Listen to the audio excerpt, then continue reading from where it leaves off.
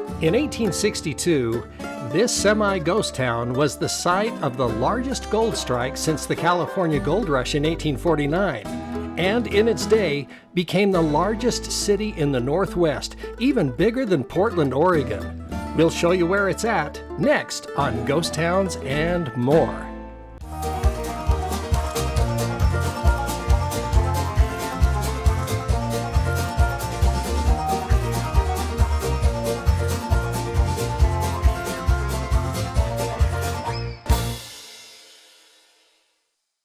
In 1861, mining prospector Moses Splon supposedly heard a rumor by a Native American about an area in what is now known as southwestern Idaho, back when it was part of the Washington Territory. Located about 36 miles northeast of present-day Boise, he was told that in the Boise Basin that there was so much gold on the ground it could be picked up by the handfuls. So he and partner George Grimes led a small group of prospectors to the area, and on August 2nd, 1862, they discovered that in the rivers, the rumors were mostly true. In the days that followed, Grimes was killed, and suspicion has enshrouded the truth about his fate ever since. The most accepted story is that he was killed by Native Americans in the area. His body is buried in a pioneer cemetery at the top of a pass named after him, as well as a nearby creek. The remaining men in the prospecting party returned to Walla Walla, Washington, with about $5,000 in gold and the fabulous news of a new discovery.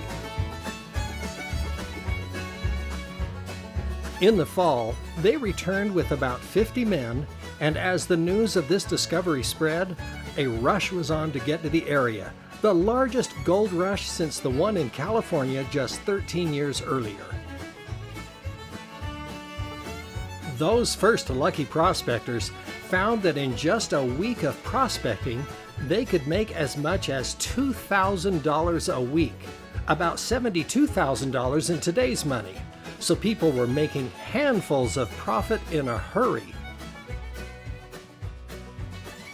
Words of those earnings spread throughout the Northwest, and within just 8 months, the area would become the largest settled area of the Pacific Northwest.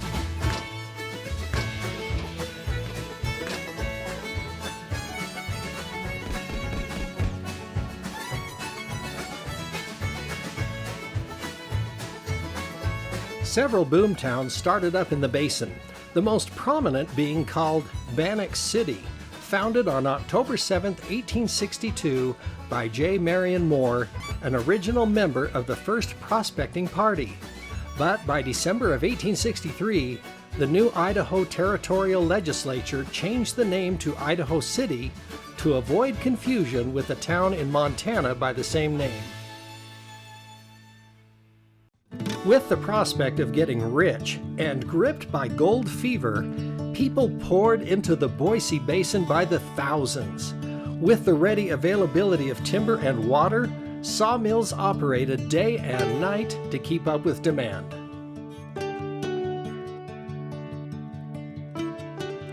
Before the new town was even a year old, Idaho City had over 250 businesses, among them 4 sawmills, express offices, livery stables, 7 blacksmith shops, several bakeries, restaurants, 2 bowling alleys, 3 pool halls, 3 drugstores, 4 breweries, and more than 24 saloons. The residents of Idaho City were also made up of families, so there were schools, a library, several churches, a hospital, and community theaters. By the end of 1863, an estimated 25,000 people lived in the Basin area, with 6,200 of them living in the town itself. By that time, Idaho became its own territory and would eventually become a state in 1890.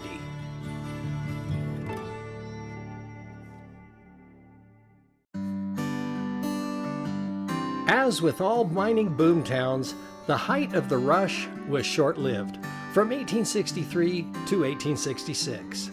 By 1867, many of the miners sold out to Chinese workers who were able to extract more profits. The 1870 census showed that 1,700 Chinese were living in the basin, and within 5 more years, that number swelled to 4,000. One prominent Chinese businessman, Pan Yam, built a store in Idaho City and was known as a proficient goldsmith, and was also known for having a beautiful diamond ring.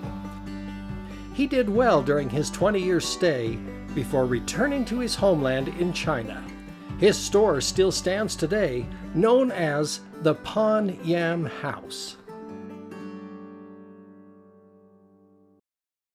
On the night of May 18, 1865, a fire broke out in the middle of town.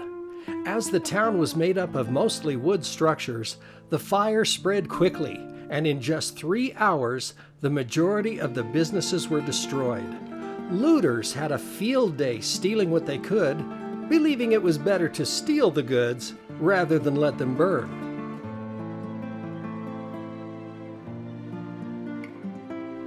One merchant named Mr. Kraft had been entrusted with bags of gold from several citizens, and had one of his associates haul 100 pounds of gold bags far from the town to safety in order to wait out the fire. When the calamity had settled down, Mr. Kraft was able to return all the gold savings to their rightful owners. The townspeople went to work, rebuilding their homes and buildings, and by July of that same year was mostly complete. But in just 2 years, another fire would sweep through the town, although not as devastating. Idaho City also had its own newspaper, started in 1863, and today is called the Idaho World, and is Idaho's longest-running newspaper. When placer and sluicing mining had exhausted the region's rivers of their gold, lode mining and hydraulic mining started up. Hydraulic mining was used in spraying off vast amounts of the hillsides.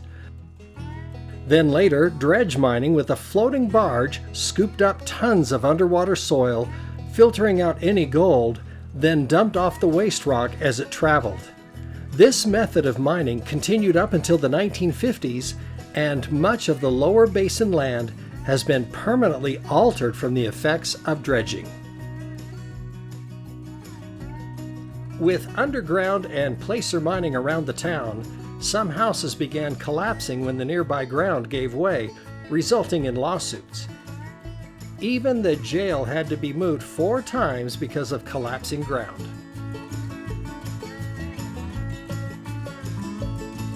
The winters were also problematic. Heavy snows dumped as much as 7 feet, stopping all freight traffic in and out of town.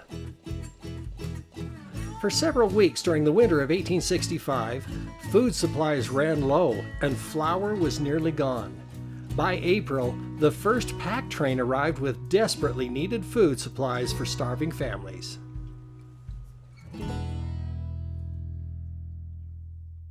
As the profits from mining dwindled after the boom, so did the population of Idaho City. By 1920, the population was only 104. An estimated $200 million in gold was mined from the nearby streams and mountains in its first 20 years.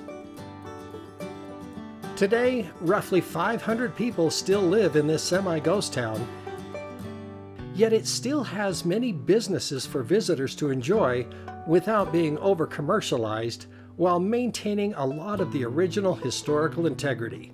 Several original buildings still stand with furnished interiors, and there are plenty of historical artifacts and things to see throughout much of the town.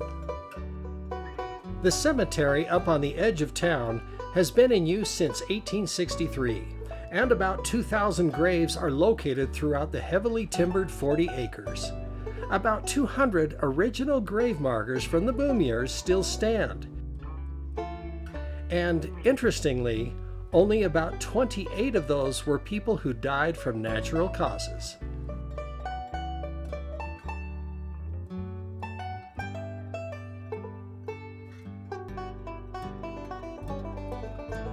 Idaho City is a charming place to visit and well worth the trip. There are quaint hotels, restaurants, grill and saloon, and there are plenty of locals who are happy to answer questions and give directions. There is so much to see and learn that this is one favorite you'll enjoy visiting, especially in the warmer months of the year.